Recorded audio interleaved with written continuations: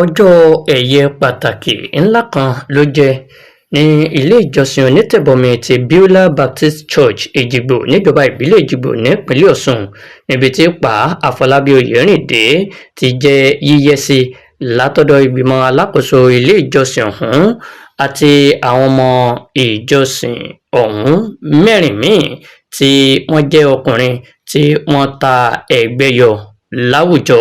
Aṣojú kọ̀ròyìn iléeṣẹ́ wa Ọ̀ṣun Reporters tó wà lábẹ́ ètò ọ̀hún jábọ̀ wípé ètò ìsìn pàtàkì nílé ìjọsìn ọ̀hún níbi tí ẹni ọ̀wọ̀ Dókítà Oyè Atóyèjẹ́ ti ṣe wàásù lórí pàtàkì jíjẹ́ ọkùnrin tó mú ojúṣe rẹ̀ lọ́kùnkúndùn ló wáyé lọ́jọ́ Àìkú ọjọ́ 15 oṣù kẹfà ọdún tá a wà yìí nínú ilé ìjọsìn náà láti sàmì àyájọ́ ọjọ́ àwọn bàbá rere tọdún tá a wà yìí. Ipa nínú ayé wọ́n ní ìlépa tago ayé yìí wọ́n sì tẹ̀ka mọ́ ìlépa yìí ní gbogbo ọ̀nà wọ́n ní ìlépa fún àwọn ọmọ wọn wọ́n fẹ́ rí àwọn ọmọ wọn kí wọ́n di tí àwọn ọ̀dà rere wọ́n fẹ́ rí ìran yìí kó tó dà sí gbogbo aládùúrà gbogbo Jésù pé olùgbà yìí ìlépa yìí fún ẹgbẹ́ yẹn fún ìjọ fún Èjìgbò yóò wá sí ìmúṣẹ.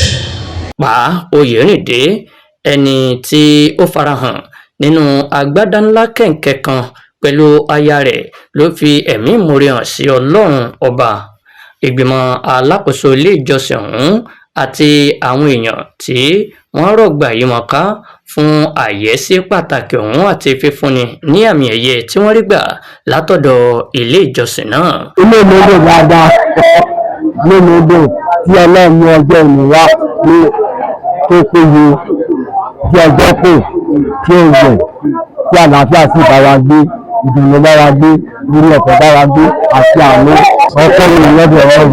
Inú mi dùn bí ọmọ mi kọ́lọ̀ sí ọwọ́ ìyá rí ọ̀pọ̀ ọlọ́ọ̀kọ́ bá rẹ̀ gbogbo kẹ́rìsì fún mi náà ọlọ́ọ̀kọ́ sí rẹ̀ tó jù bá lọ́kọ́ mi ọ̀hún náà. Èmi náà jẹ́ sí ìdálọ́lá ẹ̀mí gbogbo àtàláàfíà àti ìdùnnú yóò fi máa ní ilé ayé mi. Ọlọ́run jẹ́ ọkọ̀ tó ṣíwájú mi. Àwọn mọ̀lẹ́bí àtàwọn àna tó sọ̀rọ̀ nípa ọmọ bíbí agbo ilé olóògbín nílùú Èjìgbò tí ó rí àyẹ́sí pàtàkì ọ̀hún gbà. Orúkọ mi ni Emily Ọládélé, mo jẹ́ ọmọ sí bàbá Matthew Afọlábí tí ìjọ Beulah Baptist Church tí wọ́n fi oyè ìdáwọlọ́lá lé mi. Bàbá mi jẹ́ akíkanjú ènìyàn, ó jẹ́ bàbá dáradára, ó sì jẹ́ bàbá tó fún wa ní tírénì, ó jẹ́ bàbá tí ó kọ ọmọ mọ́ra, ó sì jẹ́ bàbá tó fẹ́ràn àlejò. Ọpẹ́ mi lọ pàtàkì jùlọ sí ọ̀dọ̀ Mr. Oyè tó ń jẹ́ kí ẹgbẹ́ mi kó ṣeé ṣe fún wa. Ó dúpẹ́ lọ́wọ́ gbogbo àwọn ará ọ̀rẹ́ ẹbí ìjọ Ọlọ́run àdúgbò. A dúpẹ́ lọ́wọ́ girama èyí tó jẹ́ ìyá fún wa nínú ilé yìí nítorí pé ó jẹ́ ìyá rere tó pọ̀ ọmọ mọ́ra. Mo sì gbàdúrà wípé lórúkọ Jésù ẹ̀mí wa gùn, ẹ̀mí bàbá wa gùn, àwọn ọmọ náà ẹ̀mí wa gùn. Orí oyè Victor láti ìlú Èkìtì. Bàbá jẹ́ nìkan tó jẹ́ pé wọ́n ní sùúrù látọdún tí mo ti mọ̀ wọ́n jẹ́ bàbá alálùbáríkà nínú kan níta lè fi wọ́n rí. Bàbá tó dáa ni, bàbá tí ò sí wàhálà, tí ò sí kankan ni, ilé tó rọrùn ni, ilé ìrọ̀rùn ni, ilé ìbùkún ni, ilé oríire ni.